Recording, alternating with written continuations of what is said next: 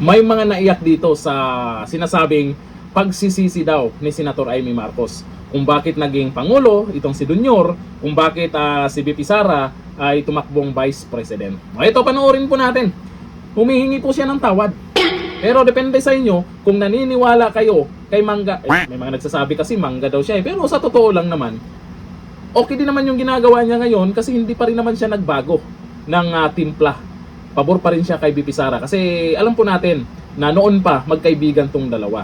Yun nga lang, alam na ng lahat na kung sino talaga ang naging dahilan kung bakit nanalo itong si Junior. Kasi kung hindi nakipag-tandem itong si VP Sara at hindi nakinig kay Amy Marcos, sa tingin nyo, mananalo si Junior?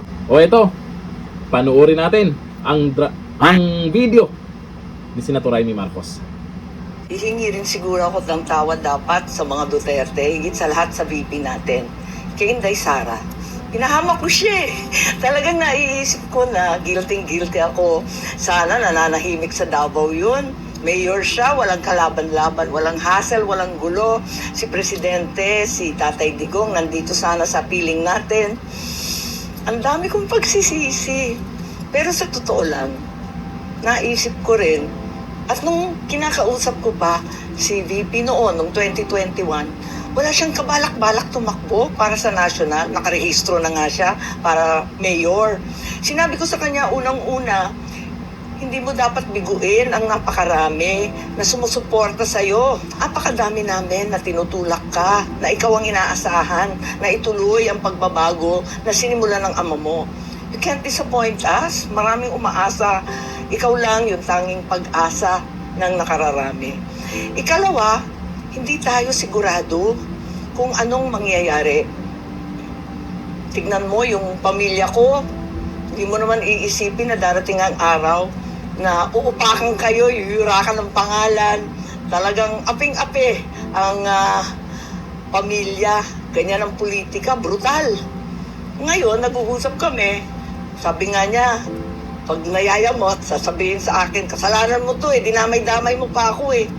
Sabi ko talaga, dinamay kita para hindi ko naman akalain magkakaganito. Higit sa lahat, isipin natin, kung mayor ka lang, ano kaya ang gagawin sa iyo? Anong gagawin sa syudad mo, sa Davao, sa buong Mindanao at Mindanawan? Mabuti nga, VP ka, kahit papano, number 2 sa buong bansa. May paninindigan, may tatayuan. At least, kahit papano, kahit inaapi, kahit ini-impeach, VP ka pa rin, nasa posisyon kang tumulong sa iba at ipaglaban kaming lahat.